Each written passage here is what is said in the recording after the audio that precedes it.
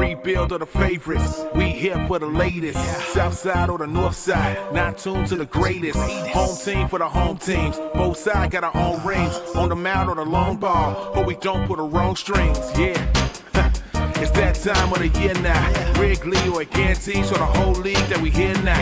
New show with a new mood. Discussions and interviews. Trade rumors that might be. This is Pinwheels and Knife. Hello and welcome to the Dorm Room Dispute Dorm Room Dispute. That's the old podcast I used to have.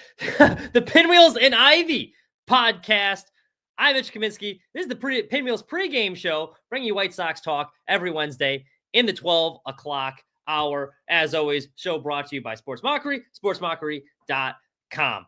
Big week here in Chicago. It's exciting. It feels like the Bears, cautiously optimistic that they got Ben Johnson as the head coach. And much like the White Sox, we've been making this comparison the last couple of episodes, but the comparisons continue. The White Sox, despite one of the worst seasons in their the worst season in their franchise history, whole lot of issues, real eyesore for the city. They went out and they got one of the best manager candidates available in Will Venable, a highly sought-after candidate, too, in Will Venable. And the Bears, it feels like, just did the exact same thing. I think it's pretty clear he was the most desirable candidate on the market. Whether or not he's going to work out was yet to be seen. Could be the next Adam Gase 2.0. I hope not, but other teams wanted this guy. He was in high demand, which is a good sign, and they ponied up and they paid the money. So, we were talking last week. It was annoying how some people were annoyed by the number of names they had brought in, but you can't knock them for the process if it ends up in the right result, which hopefully it did here. So that was exciting, but the similarities just keep continuing between the Bears and the White Sox. Now, I want to talk about this week because this has been a big topic across baseball, is the Los Angeles Dodgers. They've made a lot of waves. They are building a super team. They just added Japanese ace Roki Sasaki. They then doubled down and added Tanner Scott to that bullpen. So that starting rotation is absolutely stacked, coming off a World Series win, and they're doubling down and they're still being aggressive. Every team in baseball wanted Sasaki. Like the White Sox made a pitch, like everyone wanted that guy as a part of their team. But Dodgers are the ones that are able to pull it off. Well, why is that? Number one, they're the most willing to spend the money. They're willing to defer all these payments. They're willing to invest in these players because they know you invest in a good team, people are going to show up to the ballpark and watch that. And then when you're in the ballpark, you're buying hot dogs and beer. It's a good investment back in. That's why Shohei Ohtani, they pay him that ridiculous contract, like $700 million or whatever it is. And it's like, well, that's a crazy amount. But if you think about just the fans that he's drawing in, just like internationally, and helping make your team better, and that's only going to get you on more primetime games and nationally televised games and in the playoffs, and you get money from that, it's a good investment. So I think it's smart business from the Dodgers, putting a good team on the field. Number two, if you're getting all these good free agents and all these like players there, more people are going to want to come to them. Like these players want to win. Baseball's not an easy game. It's tough. So you're surrounded by good players. It just makes your job that much easier. Why wouldn't you want to come there? If I'm Roki Sasaki and I'm seeing all these other teams making their pitches, and I see the Dodgers with that stack lineup, and they're like, yeah, come aboard. That just makes me want to join them even more. And then if I'm another free agent, it's like, man, how do I get over to the Dodgers too? Because they're spending all this money and you can be on a really good team. That's attractive. You have a good team. Players like to play for good teams. So I think they're doing it right. If I'm a fan of a team, like I would want every fan should want their owner to operate that way. Same like the Mets with Steve Cohen. He invests in his team. Sports fans, we invest a lot into these teams. And they don't really give us a whole lot back, but we waste, every Sunday watching our football team, a full summer going to the ballpark, checking box scores, watching these games. And baseball games, with the pitch clock is shorter, but that's not 9 innings, that's a long time. 2-3 hours every day. But most days over the summer, you're invested to watching these teams. You're paying for jerseys. You're buying merchandise.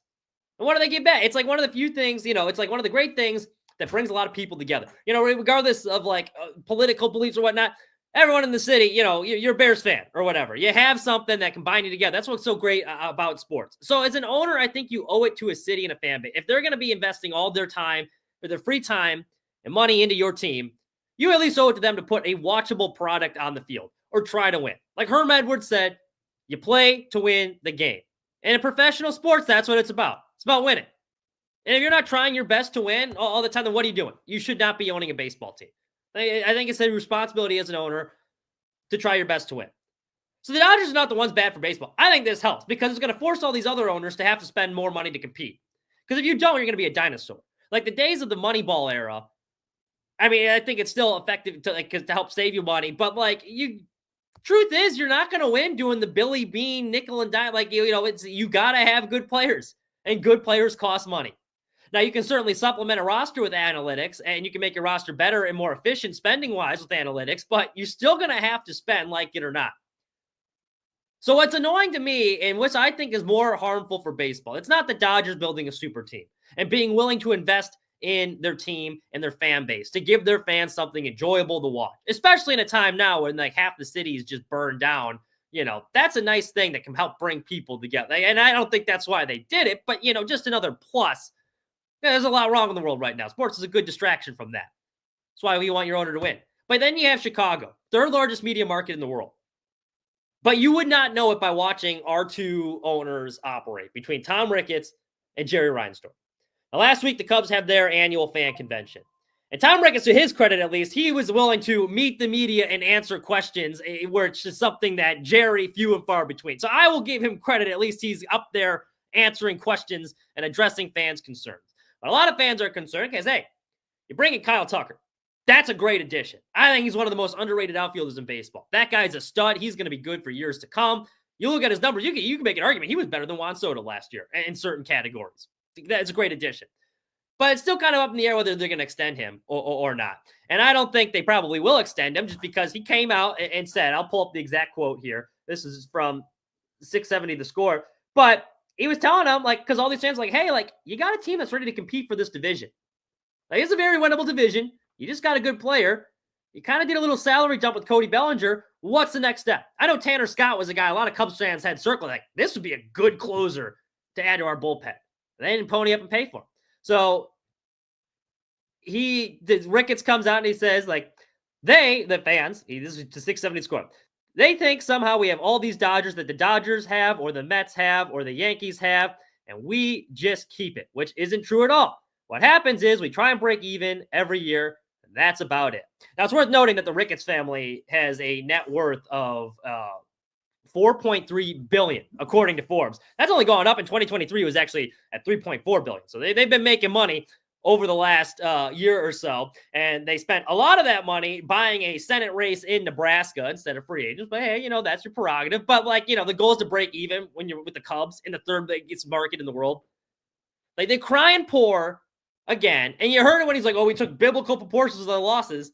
It's no, you would rather invest in your casino and all these attractions around the ballpark instead of the actual team because that's going to bring you in more money. He has the money to spend. He's just not willing to invest it in the players. He would rather invest it elsewhere. They act like a small market club. What, have you ever heard Steinbrenner say, my goal is just to try and break even? No, love him or hate him, whether he's firing people. If I'm a Yankees fan, I love George Steinbrenner. As a baseball fan, he's great for baseball. That's how every owner should operate. I'm trying to win every year. That's what you want your team to do. And that's what he did. And so that's frustrating. If you're a Cubs fan and you're hearing that and it's hi, I'm just trying to break even when you got a family with a $4.3 billion net worth, you're in the third largest media market in the world. Act like it. Now, across town, we got Jerry Reinsdorf. And I think both of these guys, they won the World Series. So I think they can be a little bit more complacent, or they feel hey, we brought this city a championship. We accomplished what we want to do. So I think, especially with Jerry, you see that. It's a little bit more complacent. And I would argue, too, that World Series championship, let's be honest, they kind of fluked into it. But that team wasn't projected to win that year. They had everything go right, and everything clicked the right way, and they got on a heater. But, that was kind of a fluke. Let's call it what it is. That was a great team. I mean, that was one of the best postseason runs in history. You only lose one game. You have all those complete games. I mean, not taking anything away from those guys, but, it's not like Jerry did all of this to bring him a team. It's not like that was the result of him investing big bucks into the team.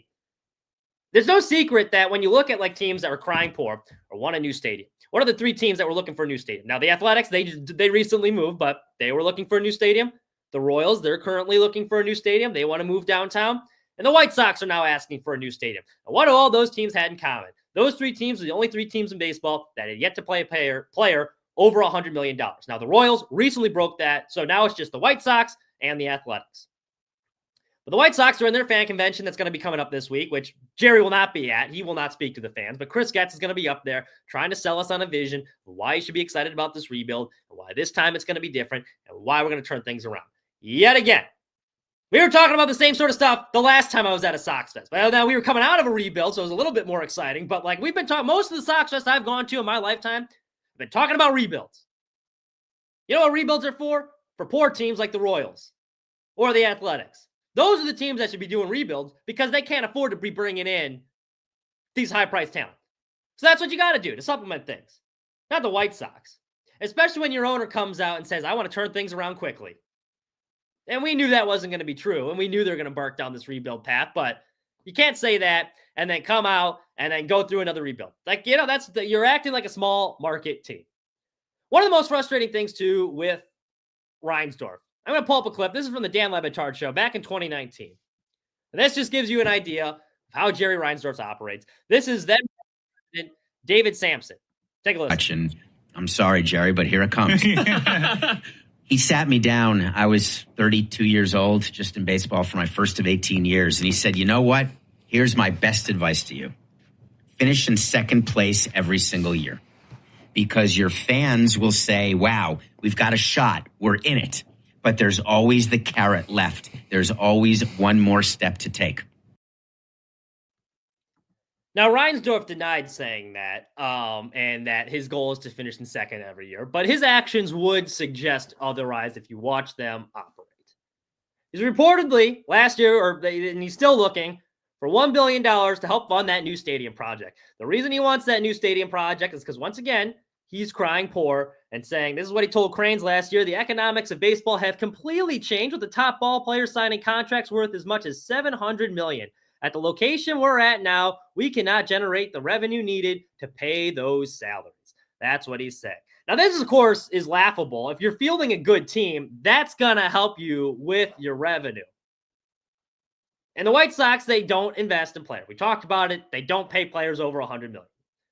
So if you're consistently fielding a bad team, what do you expect? Now, it's important to note that Reinsdorf has not really had an incentive to field a good team, and he kind of used the carrot, the dangling the carrot. He spent just enough to keep them competitive, to keep the fans engaged. But with the White Sox current agreement at Guaranteed Rate Field, the Illinois Sports Authority, they do not have much motivation to have good attendance. The White Sox, must pay a fee on tickets sold over $1.93 million in paid attendance. That's a total the team has reached just once in the last decade. That was in 2022, a year after that team won the division. Once again, supporting the fact that if you have a good team, people are going to show up. The first 10 years of the lease, the White Sox didn't have to pay rent if the annual attendance fell below 1.5 million. So Reinsdorf not only, he has incentive to not bring people in. But meanwhile, on the West Coast, you got the Dodgers out there spending all this money. They just added Tanner Scott, $72 million. Their payroll's ballooned up to over $3.75 million. I mean, there's a chance their luxury tax is going to be more than some teams spend on the current season. Is a salary cap the answer? I don't know. But when you talk about what's harmful for baseball, it's actions like this. It's these guys coming up there crying poor all the time when you got net worth, both of them, in the billions, and you're not going to invest in your city and your fan base. The Dodgers aren't the problem. More teams should be acting like them and the Mets, and I applaud them, and I hope they go out and sign more good players. And as far as the super team goes, I don't think it's going to ruin the season either because baseball is different. 162 games, a lot can happen. There's injuries. It's good to have depth like that. Plus, it'll make it even funnier if they crash out in the first or second round of the ALDS or something. We got Southside Deech in the chat. He said, if the infrastructure of the organization was as bad as it's been portrayed, I can see not spending this offseason. Even if you're offering money, the White Sox have to major overplay or just flat out reject it. Yeah, no, okay, listen. I got to make this clear. Given the White Sox current trajectory, I am talking about Jerry's actions in general. I get why they're not spending this offseason. I get why they're doing the rebuild. yet again. But they could have avoided this rebuild if you had an owner more willing to spend, this thing could be expedited a lot quicker. Now, we already know the direction they're going, and Getz is given limited resources, so I'm not even pinning this on him. Like, I get it's the direction they're going. I get why they haven't signed anyone. I'm not even complaining they haven't signed anyone this offseason because they told us what they were going to do. They said they weren't going to spend any money, and they did that. But if you look at their actions as a whole, it's sickening. It's sickening what he's done with this organization, fan, because they don't want to invest. Because it's all about turning profit. They do the same thing too, like their actions. And all you fans that have been to a White Sox game, you're probably familiar with this. When there'll be rain in the forecast, and the game's probably not going to get in, and they'll be like, "Well, no, we're going to open up the gates. Like this game could be played. We're just going to delay it." So you get in the stadium, and you have to sit there for an hour. It's raining. You're crammed in the concourse. There's nothing to do except buy beers because you're kept hostage because you want to see the game, and then buy food, and it's expensive. And then an hour later, after you kind of get the people in and you get them to spend that concession money, then you announce the game's canceled. Oh, it's old Reinsdorf classic. But yeah, no, let's yell at the Dodgers for ruining baseball because they want to win. They want to win, which I thought that was the goal of all sports, was to go out there and try and win. Makes me sick. All right, we lost a former White Sox manager. This is Jeff Torborg. He passed away Sunday night. I was not alive for when he was managing any of these White Sox teams, but his impact he certainly left his mark on the game of baseball. And he had a very good run with the White Sox as well. In fact, in his managing career, Chicago, the only city he finished with a winning record with. But Jeff Torborg, a true measure of a great manager, I don't think is always, and just a coach in general, it's not always in the win-loss record. And that's what most people are going to look at. But do you have the respect of the players in your clubhouse? And I think that is something, quite frankly, with the White Sox in recent years, the last couple managers we had, you can see there's certain players that probably did not respect the leadership in that clubhouse. And I think it showed. That certainly was not the case with Jeff Torborg. Especially if you listen, and the last Kaminski, make sure to follow. That's a great documentary, but they posted a clip of a lot of these former players talking about Torborg and the impact that he had on them, even just in the 3 brief years. And Ozzie Guillen, he tweeted this too, and he talks about it in that documentary. Again, I encourage you to check it out, Last Kaminski. But he said, because Torborg was one of his first big league managers. I think it was his first big league manager. And he said he modeled his managing style and how to handle a clubhouse based off of Torborg, because he considered him like a real mentor. Now Torborg, he grew up in New Jersey, played at Rutgers, and then ends up having to go to the West Coast. And he played his entire 10-career career on the West Coast. First 7 seasons with the Dodgers, last year with the California Angels. While he was with the Dodgers, won a World Series. That same year, he caught Sandy Koufax's perfect game. Or excuse me, no-hitter. Or perfect game, yeah. Perfect game against the Cubs. Then later, when he was a catcher for the Angels, he caught Nolan Ryan's first of 7 no-hitters. So that's kind of a cool stat. You catch a no-hitter / perfect game from 2 of the best pitchers in baseball. You could probably argue those 2 are on the Mount Rushmore of starters for baseball. And they say catchers make great managers, and I think that was certainly the case with Torborg. Now, during his time with the White Sox, he came in 1990. They went 69 and 92.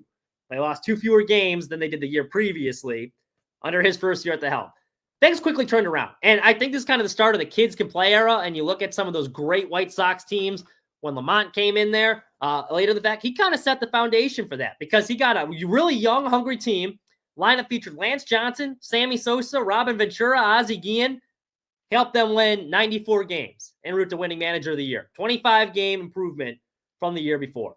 And a lot of things the players talked about is he really cared about players. He created a bond with their players. He encouraged them to wear their emotions on their sleeve and to express themselves on the field as long as you respected the game and you compete hard. And he wasn't afraid to call people aside and be like, hey, this is how you act like a professional. Frank Thomas, he posted that on X, like he was his first big league manager, and he gave him a chance to shine right away, which is why he was thankful. And Guillen, we talked about him. He called him a mentor. I think one of the things what was unique about him too, and how he's able to get a lot of you watch that last Kaminski documentary, White Sox pitcher Don Paul, former White Sox pitcher, he was saying one of the things unique about Torborg was if a player, if you were married, he will let you bring your wife on the team playing, but only if you were married. but he wanted to create a real family atmosphere, which he said was unique, and that helped get a lot out of players. Or like if a player had a bad game, call him in his office, like, hey, look, like, why are you being timid? Like, I brought you up here to throw strikes. Like, let it loose, man. Really empowering the players. So also, too, with Lance Johnson, you can make an argument. Torborg helped turn around Lance Johnson's career. Because the guy was playing very sparingly, struggling to find consistent playing time. Torborg comes in and he makes him an everyday player, puts him in the lineup every day. I think that kind of gave him some confidence where he's like, hey, I don't have to go. If I go 0 for 4, I'm not worried about getting benched. He played a little bit freer. Sure enough, and then proceeded to lead the league in triples the next 3 seasons. So, from catching no-hitters, winning manager of the year, Torborg definitely left his Jeff Torborg definitely left his mark on the game. We lost another baseball legend this week too, with Bob Uecker. And that one hurt, man. Bob Uecker was really he was a personal, growing up idol of mine, especially wanting to get into broadcasting and sports communication. But I think what was so great about him was just how personable he was, and listening to all these players and people that interacted with him. It seemed like everyone that had an interaction with them came away with some sort of positive interaction. Everyone had a good Bob Uecker story, whether it be Norm Macdonald or former players. You listen to, and the guy was hilarious. He made people laugh. He didn't take himself too seriously, and he was a great ambassador for the game of baseball. I mean, you watch those Miller Lite commercials, like my dad would always show me, the Miller Lite ones. It's it must be in the front row, and then he's up in the nosebleeds. That was you see that TikTok trend all the time now with people being up in the nosebleeds, oh, it's a strike. Well, Uecker was the first one to do it. He was the trendsetter with that, with the Miller Lite commercials. He's always Johnny Carson too, becoming kind of a national icon, and he was a great broadcaster. It really breaks your heart if you listen to the final call that he had with the Brewers, and that was a scrappy team. They're playing the Mets, who have all this money invested in the roster, and they bringing them down to the wire, and then they kind of get their heart ripped out with the Pete Alonso home run. And he's like, yeah, man, that one stings. And looking back now that was his final call, that really stings. But for the people out in Milwaukee, and the other thing I really respect about him too, he's in Milwaukee. It's not a big market. He could have moved to a bigger market. And he always stayed loyal to Milwaukee, which was great. But he really had an influence on my life, especially coming up wanting to get into sports broadcasting once it became apparent that I could no longer play at a high enough level to do it professionally. But one of my favorite clips, and if you don't believe me, the influence he had, from Major League, obviously he's hilarious in that movie, being the broadcaster for the Indians, but a lot of it rubbed off on me when I started calling games. See if you can notice. The stop on the Yanks will be Eddie Harris, the Tribe's veteran right-hander. Bonnie, anything to add? No. He's not the best color man in the league for nothing, folks. All right, we're set to go. That, before the rebound became a problem. 17:54 remaining in the opening stage of the second period. The Braves going to do a line change. You have anything to add? Slash is the best in the business. Watson wins the draw. There you have it. And rest in peace, Bob Uecker. The man always never failed to make me laugh. I wish I would have had the chance to meet him, but he was really a hero of mine. So rest in peace. Hopefully they got seats in heaven in the front row for you. So Sox Fest Live this weekend. Going to be making the trek up Saturday. Kind of messed that one up because Burley's coming Friday only, but fortunately we got work. But we will have a report on that. I got some questions. Hopefully Getz will be doing another session then, because I do have some questions. We'll put out some content for that, and have a review how the new format went coming up next week. So if you're coming up to Sox Fest, give us a holler. Otherwise, make sure you're checking out Sports Mockery, sportsmockery.com. A lot of content coming out this week. Tim Anderson just signed with a new team too. You can read about that. Sports Mockery, sportsmockery.com. Read about Ben Johnson, all that good stuff. Make sure to like and subscribe. You can follow me on X at Mitch Kaminski 99. Thank you so much for listening. Have a wonderful rest of your week.